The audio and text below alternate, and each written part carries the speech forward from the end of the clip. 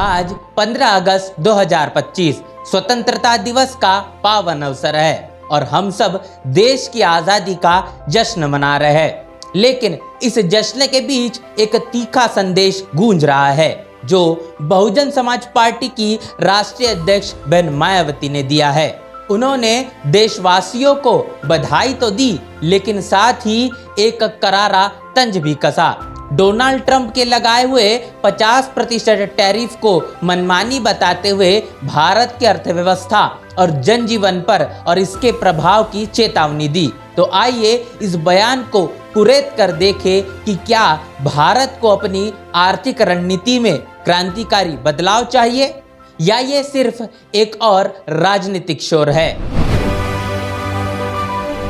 बहन मायावती ने अपने बयान में जोर देकर कहा कि जनहित ही देश हित की बुनियाद है, लेकिन सवाल यह है कि क्या सरकारें वाकई इस दिशा में काम कर रही है। उन्होंने देश के 140 करोड़ आबादी, खासकर गरीबों, मजदूरों, किसानों और छोटे व्यापारियों को अर्थव्यवस्था की असली ताकत बताया। ये वही लोग हैं जो दिन रात मेहनत करके देश को चलाते हैं, लेकिन बदले में क्या मिलता है? बढ़ती महंगाई, बेरोजगारी और तनावपूर्ण जीवन। बहन मायावती का यह कहना है कि सरकार की नीतियां और गरीब विरोधी और पूंजीपति समर्थक है।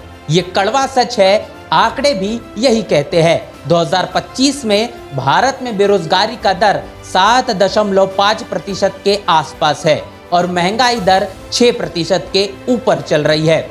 ऐसे में क्या सरकार इन मेहनतकश वर्गों की ताकत को पहचान रही है? बहन मायावती का यह तंज सटीक है कि सरकार को संकीर्णता को छोड़कर ठोस कदम उठाने होंगे। अब बात करते हैं डोनाल्ड ट्रंप की मनमानी व्यापार नीतियों की। जैसा बहन मायावती ने कहा, ट्रंप ने 2 अप्रैल 2025 को लिबरेशन डे घोषित करते हुए भारत पर 25% का पारंपरिक टैरिफ लगाया, जिसका मकसद अमेरिका के 1.2 ट्रिलियन डॉलर के व्यापार घाटे को कम करना है। लेकिन यह नीति भारत के लिए क्या मायने रखती है? भारत अमेरिका को 83 बिलियन डॉलर का निर्यात करता है, जिसमें फार्मास्यूटिक्स, टेक्सटाइल और इलेक्ट्रॉनिक्स जैसे क्षेत्र शामिल है। इस टैरिफ से भारतीय उत्पाद अमेरिका बाजार में महंगे हो जाएंगे, जिससे निर्यात में 11 से 12% की कमी आ सकती है। इसका सीधा असर छोटे और मझोले उद्यमों पर पड़ेगा, जो पहले से ही आर्थिक दबाव में हैं।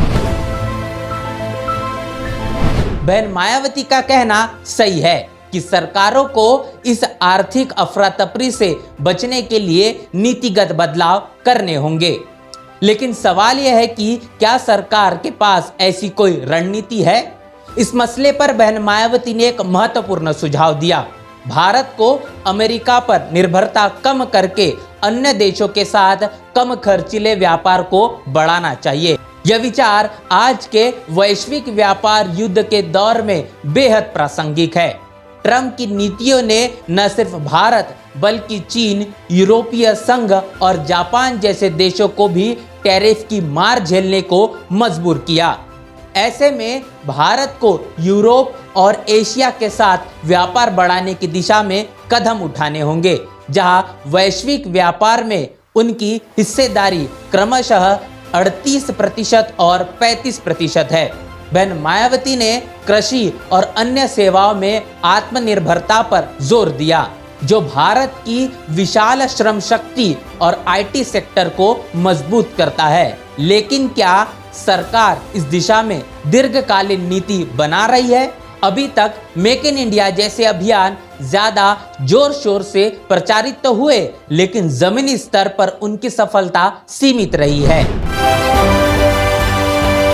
बहन मायावती ने एक और गंभीर मुद्दा उठाया।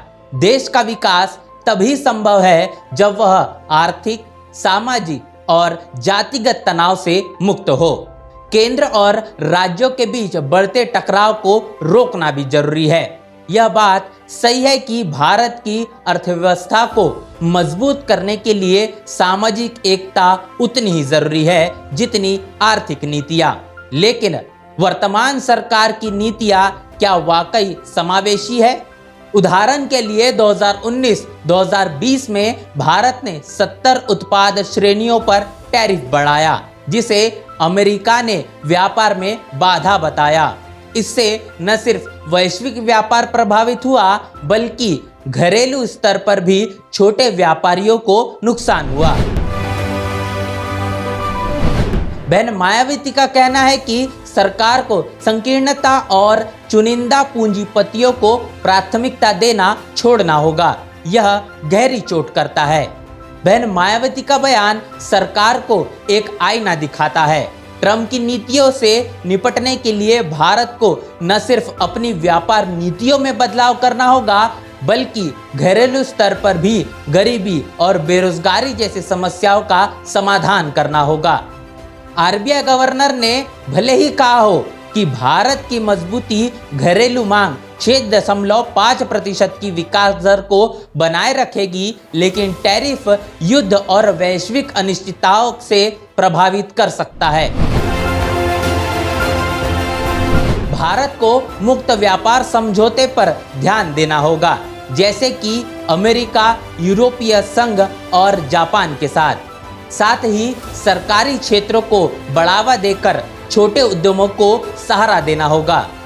तो दोस्तों, बहन मायावती का यह बयान सिर्फ स्वतंत्रता दिवस की बधाई नहीं, बल्कि एक जागने की पुकार है। ट्रंप की टैरिफ तलवार और भारत की आंतरिक चुनौतियों के बीच सरकार को अब हट और घोषणाओं से आगे बढ़कर ठोस कदम उठाने होंगे।